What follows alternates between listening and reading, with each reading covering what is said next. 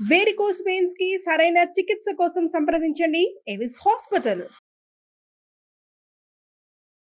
ప్రస్తుతం మనతో పాటు ప్రణవానంద ప్రభుజీ ఉన్నారు. వారు చెప్పే మాటలు కానీ, అలాగే వారు చేస్తున్నటువంటి బోధనలు కానీ మనందరికీ ఎంతో ఇష్టం. ప్రత్యేకించి సమకాలీన అంశాలపైన ఎప్పుడు వారు ప్రస్తావిస్తూ ఉంటారు. మన వే ఆఫ్ లైఫ్ అనేది ఎలా ఉండాలని ఎప్పుడూ చెబుతూనే ఉంటారు. అయితే ప్రస్తుతం జరుగుతున్న ఇష్యూస్ పైన, అలాగే మనందరికీ చాలా సందేహాలున్నాయి. వీటి గురించి వారిని అడుగుదాం అనుకున్నాం. వారిని ఆహ్వానించాం స్టూడియోకి. ప్రస్తుతం మనతో పాటు ఉన్నారు. వారితో మాట్లాడి మరిన్ని విషయాలు తెలుసుకుందాం. ప్రభుజీ హరే కృష్ణ. హరే కృష్ణ. కార్తీక పౌర్ణమి, అసలు పౌర్ణమి విశిష్టత ఏంటి? అంటే ప్రతి నెల పౌర్ణమి అనేది ఏదో ఒక ప్రత్యేకత ఉంటుంది. కానీ కార్తీక పౌర్ణమి చాలా మంది విధిగా ఆచరిస్తుంటారు. ఒక పూజా పద్ధతి అని, ఇలాగా మాకు ఆనవాయితీకి ఇలా వచ్చిందని కొంతమంది వ్రతాలు చేసుకుంటూ ఉంటారు. అసలు సాధారణ ప్రజలుగా, భక్తులుగా మేము అసలు ఎలా ఆచరించాలి కార్తీక పౌర్ణమిని? ఉదయాన్నే బ్రహ్మముహూర్తంలో లేవాలి, స్నానం ఆచరించాలి. కార్తీక పూర్ణమి రోజు ఒక విశిష్టత దేవ దీపావళి అని కూడా అంటారు కొన్ని ప్రదేశాల్లో. కార్తీక పూర్ణమి యాక్చువల్గా ఈ ఏకాదశి, ద్వాదశి, త్రయోదశి, చతుర్దశి, పూర్ణిమ, ఈ పంచకం, భీష్మ పంచకం అని అంటారు. ఈ 5 రోజుల్ని చాలా విశేషంగా చెప్తారు. మీకు తెలుసా, బృందావనాది క్షేత్రములలో ఈ 5 రోజులు నిల్జలు ఉంటారు. 5 రోజులు ఏమి తినరు, తాగరు, అలానే భగవన్ నామని చెప్తూ రక్షణ చేస్తూ స్వామికి అర్చన చేస్తే, అంత తపస్సులు చాలా మంది చేస్తూ 5 రోజులు చేస్తారు. చాలా శక్తివంతమైన పీరియడ్ అన్నమాట ఇది. చాలా మంచి ఆధ్యాత్మిక అనుభూతులు మనకి పొందవచ్చు ఈ టైంలో. సాధన, మనం భగవన్ నామ జపం కానీ, తర్వాత భగవంతుడి యొక్క ఆరాధన కానీ, భగవంతు ఆలయ ప్రదక్షిణ కానీ, గోసేవ కానీ, మనము దామోదరుడు, ముఖ్యంగా కార్తీక అధిష్టాత దేవత దామోదరుడు అంటే కార్తీక దామోదర వ్రతం అని అంటాం. ముఖ్యంగా దామోదరుడికి పూజ, అర్చన, దామోదరాష్టక పఠన, ఇవన్నీ చాలా విశేషం. కార్తీక పూర్ణమి రోజు ఇంకో విశేషం అందరికి తెలుగు వాళ్ళకి తెలిసి ఉంటుంది. 365 ఒత్తులు కలిపి పెట్టేస్తారనమాట. ఆ తర్వాత ఇంకా సంవత్సరం అంతా దీపం పెట్టకపోయినా పర్వాలేదు అంటే.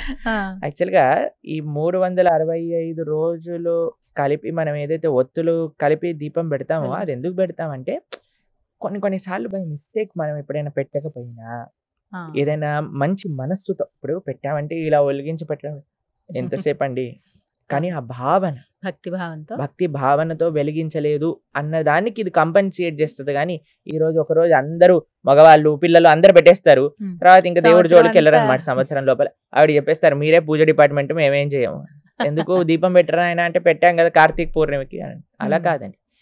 యాక్చువల్గా పూజ అనేది కేవలం స్త్రీలకు సంబంధించింది కాదు. మనకి అంబరీష వృత్తాంతంలో చెప్తారు. అంబరీష మహారాజు గారు ఉండేవారు అనమాట. ఆయన మనకి భాగవతంలో మీరు వినే ఉంటారు, దుర్వాస అంబరీష చరిత్ర. ఆయన ఏకాదశి వ్రతం చేశారనమాట 1 సంవత్సరం పాటు. ఆయన యొక్క చరిత్రలో చెప్తారు, ఆయన స్వయంగానే వెళ్ళి భగవంతుడికి ఆరాధన చేస్తూ ఉండేవారు.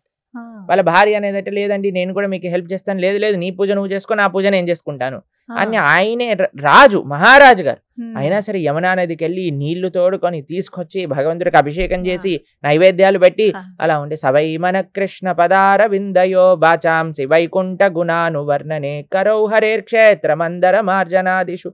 ఆయన గురించి అన్ని మంచి లక్షణాలు కలిగిన వాడు. అయితే ఆయన చెప్పేవాడట వాళ్ళ భార్యకి, నువ్వు నీ ఆరాధన చేసుకో, నేను నా ఆరాధన చేసుకో, ఎందుకంటే నాకు భగవంతుడితో సంబంధం ఉంది, నీకు భగవంతుడితో సంబంధం ఉంది, కాబట్టి అందరూ చెయ్యాలి, అందరూ ధార్మికంగా ఉండాలి. కార్తీక పౌర్ణమి రోజు మనం ఒక సంకల్పం కూడా చేసుకోవచ్చు. మనం ఈ రోజు మంచి రోజు కదండి. ఏ రోజు మంచి రోజు అంటే, ఏ రోజు అయితే మనం మంచి వైపు మారాలి అని అనుకుంటాం ఆ రోజు మంచి రోజు. కాబట్టి దామోదరుడు అష్టకం అనేది చాలా విశేషంగా, దామోదర అష్టకం. బృందావనంలో రాస పూర్ణిమ అని శరత్ పూర్ణిమని పిలుస్తారు. శరత్ పూర్ణిమ తర్వాత ఇంకొక రాస పూర్ణిమ కార్తీక పూర్ణిమ. కార్తీక పౌర్ణమి కూడా శ్రీకృష్ణుడు రాస నృత్యం చేశారనమాట. కాబట్టి విశేషంగా రాధాకృష్ణులకి మొత్తం తెల్ల బట్టలు వేసి ఎంత బాగా చేస్తారు బృందావనంలో అయితే. అలంకరణ, అర్చనాదులు చాలా పెద్ద పండగ అనమాట. కాబట్టి చక్కగా మనం రాధాకృష్ణుల యొక్క సేవ, తులసి మహారాణి, తులసి దళాలు, ముఖ్యంగా మనం ఒక 12 తులసి దళాలు తీసుకొని మనం భగవంతుడి యొక్క నామాలతో భగవంతుడి యొక్క చరణాలకు సమర్పణ చేయటం, అర్చన చేసుకోవటం, ఇవన్నీ చాలా ముఖ్యం. భగవన్ నామ స్మరణ. నైవేద్యంగా ఏం పెట్టొచ్చండి? మనకి ఏ పూర్ణిమ రోజైనా విశేషంగా చెప్పాలి అంటే పరమాన్న నైవేద్యం అని పెడతారు అనమాట. పరమాన్నకి తెల్లగా పరమాన్న నైవేద్యం పెడతారు స్వామికి, చాలా విశేషం. ఎన్నైనా మనం నైవేద్యాలు పెట్టుకోవచ్చు. పరమాన్నం ఇంకా విశేషంగా పూర్ణిమ రోజు, ఈ రాస పూర్ణిమ, కార్తీక పూర్ణమి కూడా రాస పూర్ణిమ అని అంటే ఆ రోజు మనం పెట్టచ్చు అనమాట.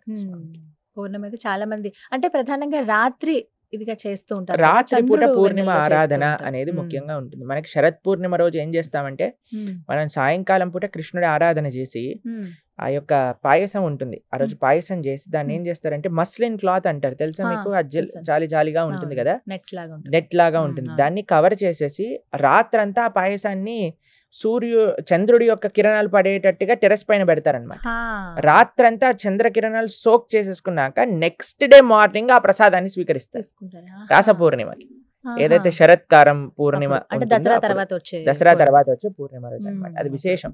ఎందుకంటే అన్ని పూర్ణిమల కంటే శరత్ పూర్ణిమలో పూర్తి కళలతో చంద్రుడు ఉంటాడు. ఆ అమృత స్రావం అనేది నిరంతరం జరుగుతూ ఉంటుంది అనమాట. అందుకే శ్రీకృష్ణ పరమాత్మ రాస నృత్యానికి ఆ రోజు ఎంచుకున్నారనమాట. గోపీ గీతం అని మనం శ్రవణం చేస్తాం, అది ఆ రోజు జరిగింది. కార్తీక పూర్ణిమ కూడా అంతే విశేషం. అన్నిటికంటే ముఖ్యం ఏంటి? దామోదరుడికి దీపం సమర్పణ చేయటం, తులసి ఆరాధన చేసుకోవటం, తులసితో కృష్ణుని ఆరాధన చేయటం, పాయసాన్ని నివేదన చేసుకోవటం, ప్రొద్దున్నే బ్రహ్మముహూర్తంలో లేవటం, భగవన్నామం జపం చేసుకోవటం, పుణ్యక్షేత్ర దర్శనం చేసుకోవటం, నది ఉంటే నది స్నానం చేయటం, ఇవన్నీ చాలా విశేషం. నది స్నానం అందులో కార్తీక మాసం కాబట్టి ఖచ్చితంగా చేస్తూ ఉంటారు. తులామాసము అని అంటారు. తులామాసంలో నదీ స్నానం అనేది చాలా విశేషంగా చెప్తారు. తులామాసం ఎందుకని? తులామాసము అని అంటే మనకి ఒక్కొక్క మాసం తులా సంక్రమణం జరిగినప్పుడు తులామాసం అవుతుంది. తర్వాత మనకి ధనుర్మాసం, సంక్రమణం జరిగినప్పుడు ధనుర్మాసం వస్తుంది అనమాట. దాని తర్వాత మనకి మకరం అయితే సంక్రాంతి వస్తుంది. అలా సంక్రాంతి, తులా సంక్రాంతి తర్వాత తులామాసంలో నదీ స్నానం, ముఖ్యంగా కావేరీ స్నానం కానీ గంగా స్నానం, యమునా స్నానం, ఇవన్నీ చాలా విశేషంగా చెప్తారు. ఈ విధంగా మొత్తానికి పౌర్ణమి అయితే ఇలా ఆచరించాలని చెప్పారు. ధన్యవాదాలు ప్రభుజీ. హరే కృష్ణ.